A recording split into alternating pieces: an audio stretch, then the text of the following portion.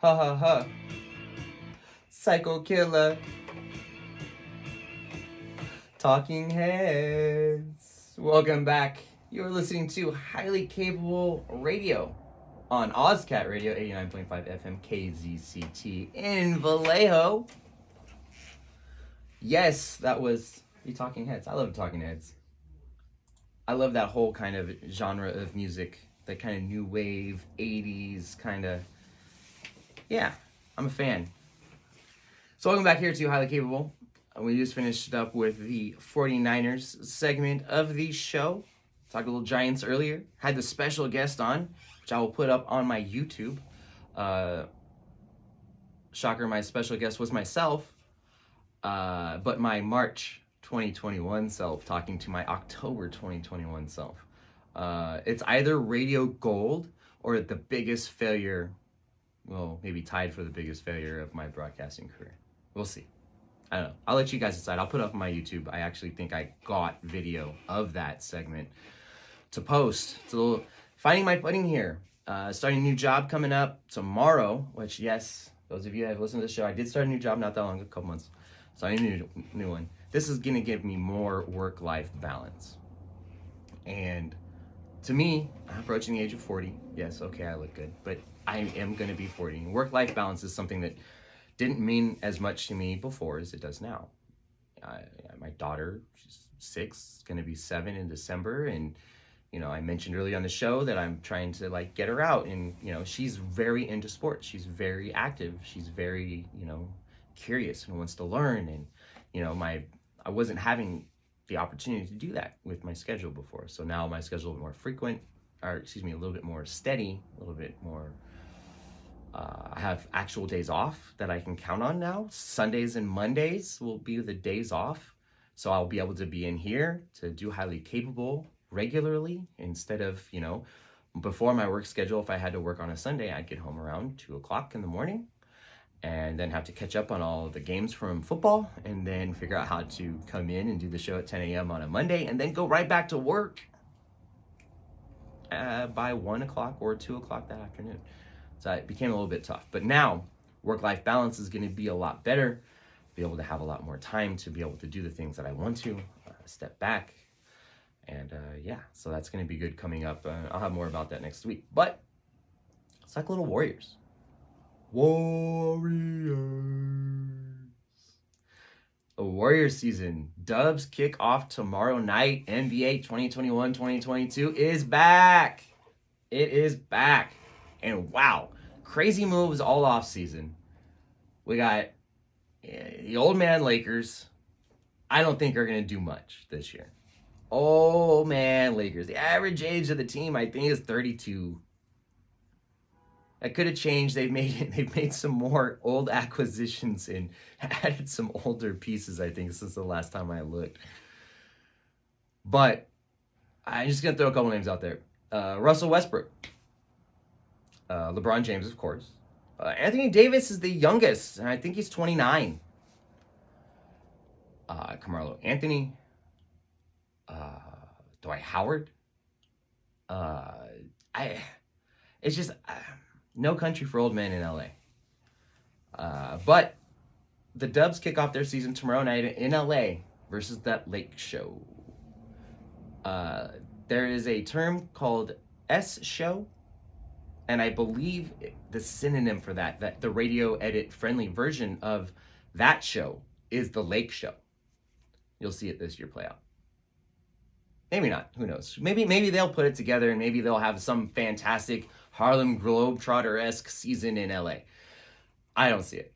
But nevertheless, the Dubs kick off the season Tuesday night against the Lakers in LA. They come home to San Francisco to play the Clippers on Thursday.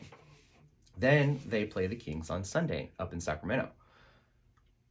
I'm actually really excited about this first 3 games because if you asked Steven, who are the teams you would want the Warriors to open their season against, I'd be like Lakers, Clippers, Kings. I think this is perfect. I think it's great because you're going to get to see them open up against the Lakers, which is a marquee matchup everybody wants to see. I want to see what both teams are going to do. And you play the Clippers, but Clippers are Kawhi-less. Kawhi-less Clippers. Who knows for how long, but he's hurt. ladies and gentlemen. Hurt. If you're a Laker fan, get used to this because I think your stars are going to be hurt an awful lot too. And then the Kings. The Kings, there's always so much optimism in Sacramento amongst Kings fans and, even the few Kings fans sprinkled here in the Bay Area that they're going to get it together. They're going to have a good season. And they have stretches of really fun basketball. They're fun to watch. Even when they lose, they can still be fun. So it'll be nice to kind of close out the week for the Warriors. Lakers, Clippers, Kings. We'll have something to talk about next Monday here on Highly Capable, and I think it'll be fun. It's fun to have the season back for the Warriors. If the Giants would have progressed into October, that means we would have had Niners, Warriors, and Giants all in October for the same time again. And it would have been really fun here in the Bay Area. But, Giants play a little bit into October. And now we've got the Warriors to pick right up where our baseball has left off. This Dubs team, a lot of speculation. Vegas, I think, has them at 49 wins over under. A lot of people don't think that they're going to even make the play-in. Top 6. I'm calling now top 6. I could see top 4. I'm calling right now they're not a play-in team. You're right, critics. They're not a play-in team. They won't have to play a play-in game. This Warriors team, as currently constructed, will be a top 6 team. I could see them being top 4 if Klay comes back and is Klay. I could see him being top 6 without Klay. Hear me out. Kelly Oubre started the season last year rough. Kelly Oubre had a great season after that and then finished the season hurt. So that was inconsistent, but that was a big chunk. Well, now you've got new pieces coming in. You've got new young guys that can score the ball. You've got pieces coming in to replace Kelly Oubre that have higher basketball IQ. And I think James Wiseman, when he comes back from injury, is going to be a key piece and going to be an important piece to this team. He missed a lot last year due to injury. He's going into this year injured. But I could see James Wiseman being a factor. James Wiseman healthy last year gave you 11 and 8. That right there is already a factor. You have a big man giving you 11 and 8. Say this year it goes up to, say it's 13 and 9, 13 and 10. You have a big guy piece on this Warriors team averaging a double-double, which James Wiseman is highly capable of doing. Wow. That could be awesome. I said it all last year, and I'll say it all again this year until it happens. I want to see Draymond Green score 10 to 12 points a game. If you look at the Warriors season last year, and if you look at their win-losses, and you look at the points that they won and lost by, and then you look at Draymond Green's box score, and if he scores 10 or 12 points in any of those losses, then the Warriors are a five seed last year. With all the injuries. With everything they had to endure. Curry missing time. He fell in, Houston and hurt himself on some stanchion BS. They would have been a 5 seed if Draymond scored him 10 to 12 points last year. Just last year. All the injuries with Kelly Oubre, with no Klay, with Wiseman missing chunks of time. People forget they went 3 weeks last season without a center. Without a center. That's not going to happen again this year. They're not going to go without a center. Jordan Poole. He started to have he had his pre-coming out party last year. His pre-party. His pre-pool party. Yeah, you like that? His pre-pool party was last year. This year it's all pool party. Jordan Poole is a factor. You add Wiseman at a double-double or just short of a double-double, say he gives you 9 boards a game. Jordan Poole, you already know what you're going to get from Andrew Wiggins. Steph Curry, even if he takes a tick down, that's still 5 ticks up the rest of the league. This team is a lot better than people are giving them credit for.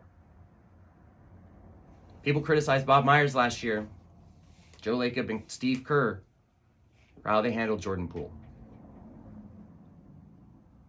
I got hit up on Twitter a couple weeks ago saying, oops, my bad. Maybe you guys were right. Maybe sending Jordan Poole down to the G League for a little refresher, a little reset, coming back. He came back. We saw his confidence last season. Down the stretch, it was injury riddled. So it was tough. But Jordan Poole came out to play. And now everybody is running past the pool. I'll come up with a better tagline. But Jordan Poole is coming to play. He's going to play in the pool. That's for sure. So mark my words. Season starts tomorrow. This is right before the Warriors start their 2021-2022 season. There will be 54 win team. 54 wins. They'll be top 5 in the West. And they'll get it done. You'll see leaps and bounds from Jordan Poole, and that's it. That's my prediction. I have a better prediction next week. Let me just see this team actually play some actual meaningful games, and then maybe we'll do a better season prediction after we actually see how these pieces come together. Because honestly, we haven't really seen very many pieces come together at all this preseason, and they're 8-0 in the preseason. 8-0, which is pretty incredible, I think. That this ragtag team of misfits, that's what the Warriors are turning into, right? Misfits. They got a couple key pieces. They got some other stuff that we don't really know about. I seem an awful lot like the San Francisco Giants, don't you think? So, it'll be interesting to see how it plays out. I want to beat the Lakers. I want to beat the Clippers. I want to beat the Kings. I want to beat everybody as a Warrior fan going into this week. So it'll be fun. It's got this letdown from the Giants of, the horrible way that it ended. Happy that it happened. Sad that it ended. And then we get to roll right into the Warriors. I almost forget about all this nonsense when it comes to the 49ers. Who cares? We got the Dubs back. Trey Lance is the future. Jimmy G is Jimmy G. It'd be fun to win some more games, though, as a 49er fan. 32 years ago, yesterday, 1989, October 17th. If you were here in the Bay Area, if you're a Bay Area sports fan, you may or may not remember. But if you were here, you definitely remember.